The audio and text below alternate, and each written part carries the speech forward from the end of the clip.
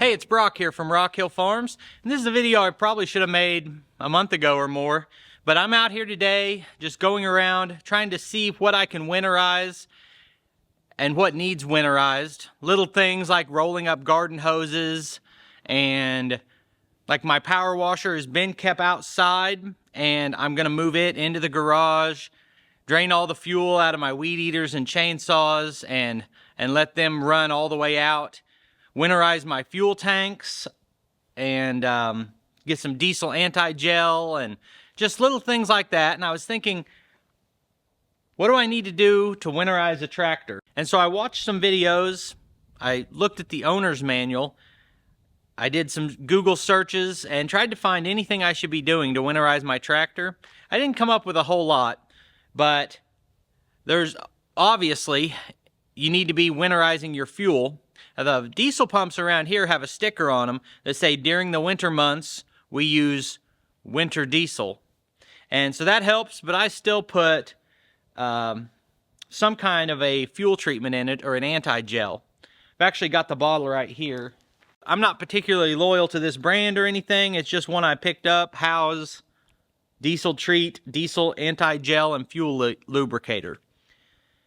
Bottle of this doesn't cost very much. I figure it's worth it for a little bit of peace of mind. An additional part of winterizing for me is setting the cab up for winter use. You can see I've already got the doors on and a vinyl back glass on, but I've done some damage to my cab in a couple spots. I'm gonna go over that in this video also and do a long-term review on this Curtis Advantage cab and get it fixed back up and ready for harsh weather. So while I'm going through all this, I want you guys to tell me anything in the comments that I might have missed about winterizing equipment. That can be any kind of equipment or specifically a tractor. So if you're watching this video, read through the comments. There's probably a lot of smart people in there leaving tips and advice. So I'm going to go ahead and get the tractor started. We'll pull around to the shop and check out the state of this cab after 600 hours of hard use.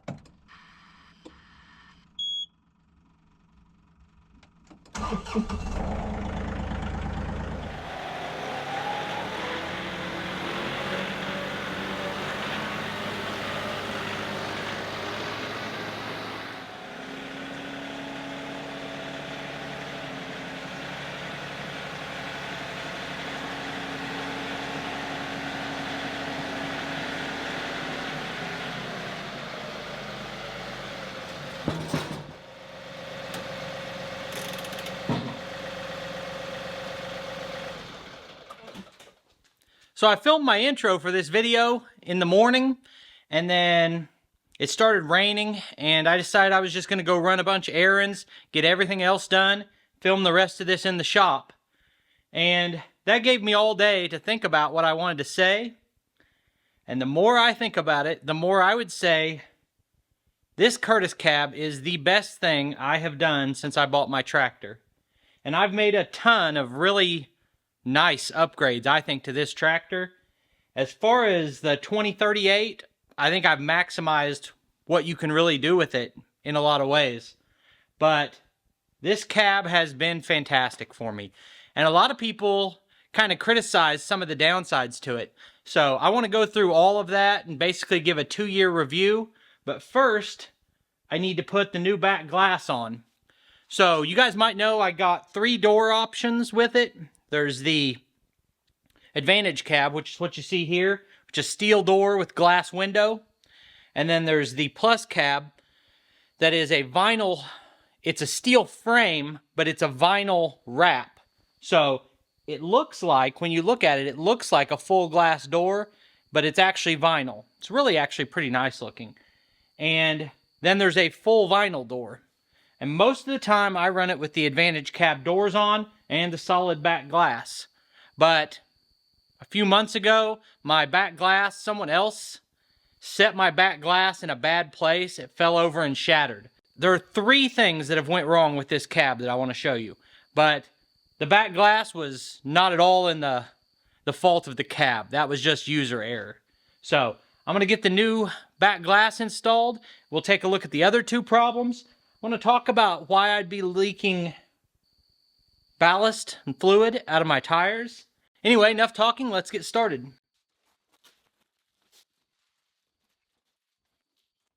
So if you buy this with a base cab, it rolls up like this and then Velcros right here. And then when you want to put it down, you just undo the Velcro and it rolls down. But they've got a third option for the Plus cab that is a steel frame with a vinyl wrap on it. And I didn't get that option, so I haven't actually seen it. Okay. So, this should just slide right on. The only other things I had to do for this install was put the windshield wiper motor on and a piece of Velcro to seal up the bottom. As far as the review on the cab, I've had this cab for almost 2 years. I think January will make 2 years, so pretty close.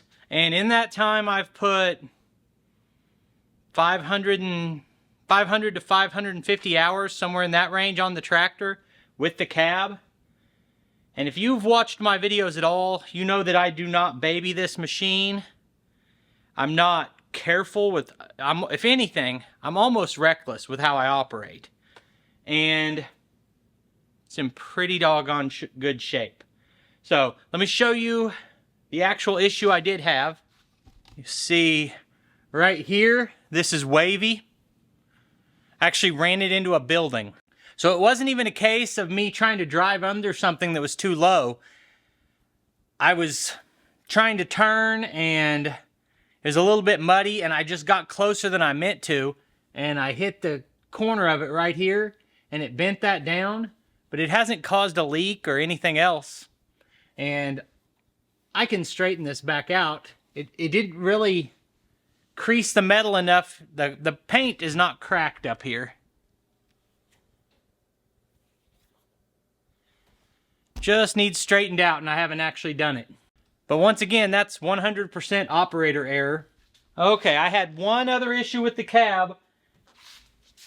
One day I came out here and this handle was loose. And there was a single screw inside the door that had fallen out. I had to replace that screw. The last problem I had isn't even part of the cab. It's this electrical wiring that you see right there. We had that run across the top of the ROPS. Worst place to put it. I need to relocate that. And it snagged and pulled out. And now these 4 lights right here don't work. But I still have a bunch of extra lights, so I haven't taken the time to fix that yet. But those are the only problems I've had, and really, it's 3 things that were just completely user error, and 1 screw fell out. So that's on you, Curtis. That screw was, I'm putting that on you. But I guess if that's the worst thing that happens, we'll be all right. So, bigger picture, I kind of made a strong statement saying that this was the biggest upgrade I've done on my tractor. When I've added third function hydraulics to the front for a grapple. I got the self-leveling loader. I traded my loader in and had to put quite a bit of cash in to get that self-leveling. I put extra hard lines down my loader. I've got the top and tilt kit. I did wheel spacers. I did fluid in the tires.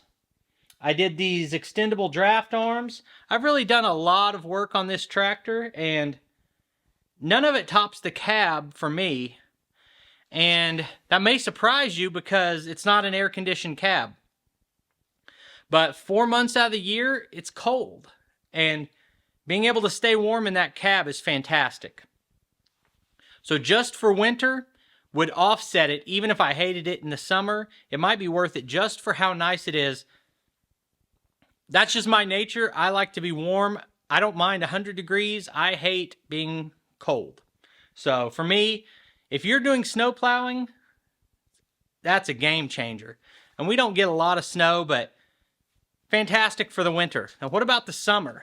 Well, my take on it during the summer is it's definitely not hotter than an open station because you have shade. So compare that to a canopy that gives you shade. And I've got a spot back here that I can mount fans on. I've actually got 2 fans mounted there. So I'm in the shade with a fan blowing on me. So for summer use, you stay cooler than you would with an open station.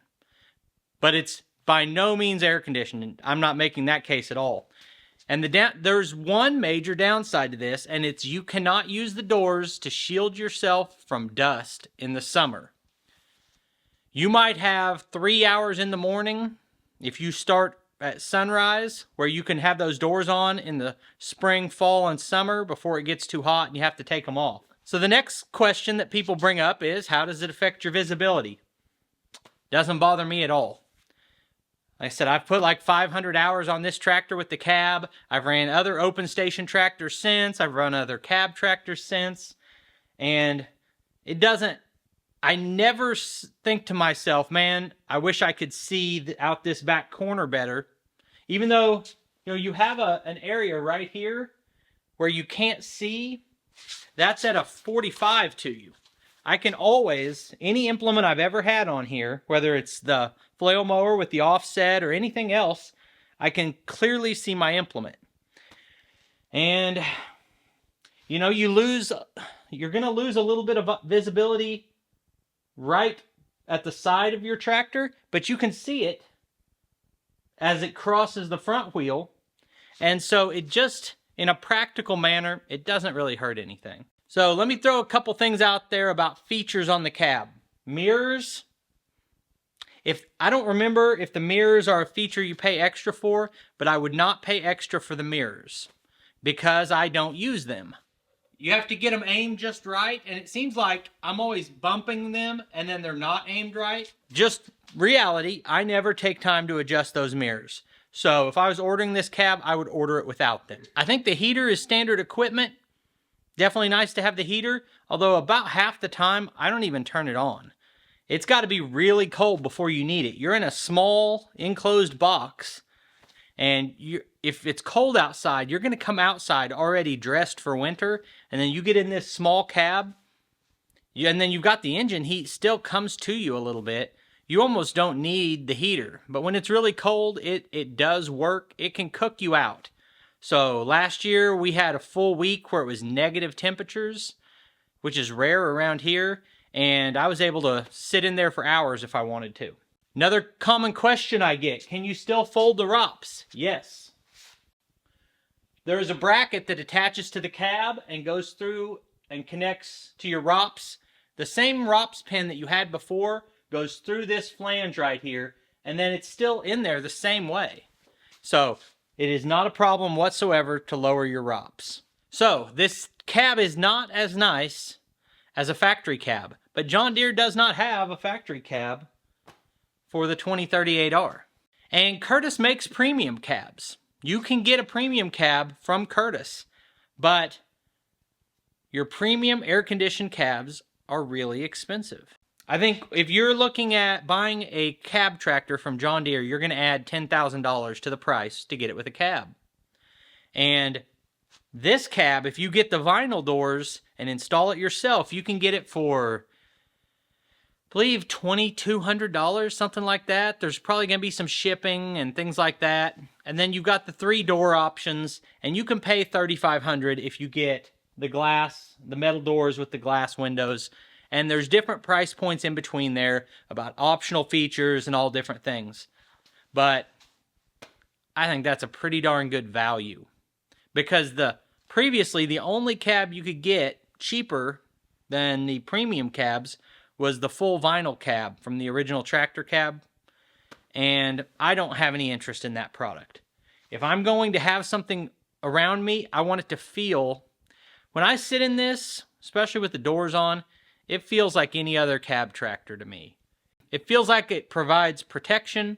I've taken it through the woods, never damaged anything. So Curtis makes cabs for a lot of different tractor models. I showed the premium air-conditioned cab for lawnmowers. They have a lot of models of tractors that you can get this on. Now, only some of those will be this type of cab. Some of them will only be available in a premium cab. One of the viewers was interested in getting one for his older John Deere. I think it was like a 4300. And for that, the cab would have been like 5800 because it was a premium cab. So go on their website if you're interested and see what's available. The last thing I want to do before we take a look at these tires is show you the view from inside the cab. As I do this quick walk around, I thought I would mention that this is not any kind of a paid endorsement. I don't get any money from Curtis or have any kind of affiliate links. So this is just my honest opinion after 2 years of ownership.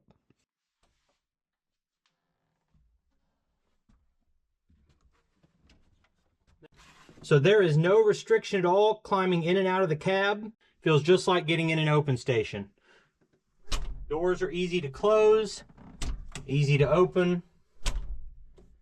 Okay, you can pop the front windshield open here.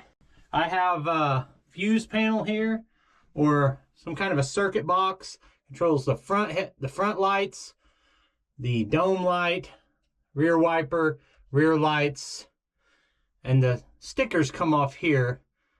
I forgot for a second, but this first switch controls my 2 fans. So there's the wiper control. Okay, and there's the heater.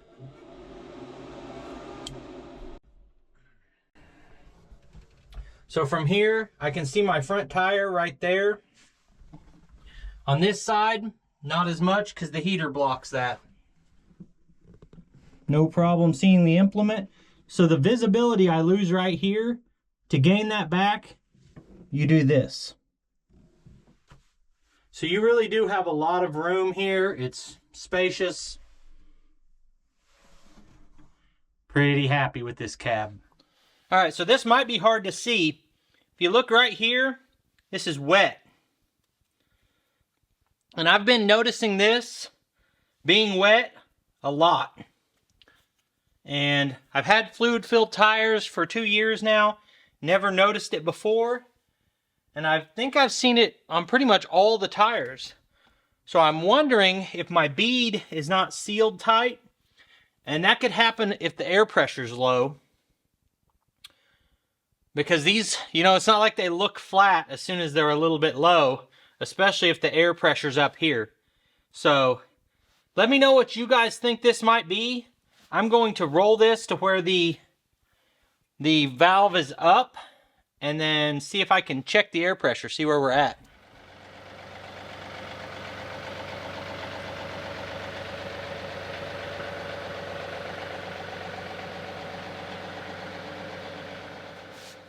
Okay, let's see what we got.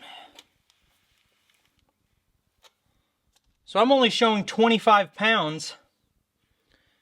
And I'm getting a fluid sound.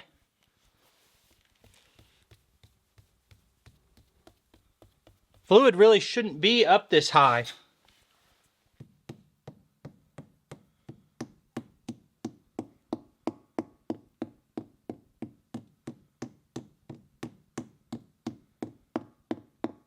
It definitely sounds like it's hollow up here. So I think my fluid is maybe right at the level of that valve stem, but I think my air pressure may be low, but it doesn't make as big a difference with the fluid in there. So max inflation is 30 pounds on this, whereas I think the front ones are like 50. So comments I'd love to hear on this video. Now that I know my air pressure's not low, why do you think I would see that moisture at the bottom of the rim? Sure seems like a fluid leak, but I don't know. Let me know what you think. Also, do you do anything to winterize your tractor? Now, I know there's a difference if you use it in the winter or you're parking it for the winter. But if you use your tractor in the winter, do you do anything else to winterize it? Anyway, I appreciate you taking time to watch this video. I'll put links on the screen to a couple more of our videos, and I'll see you next time.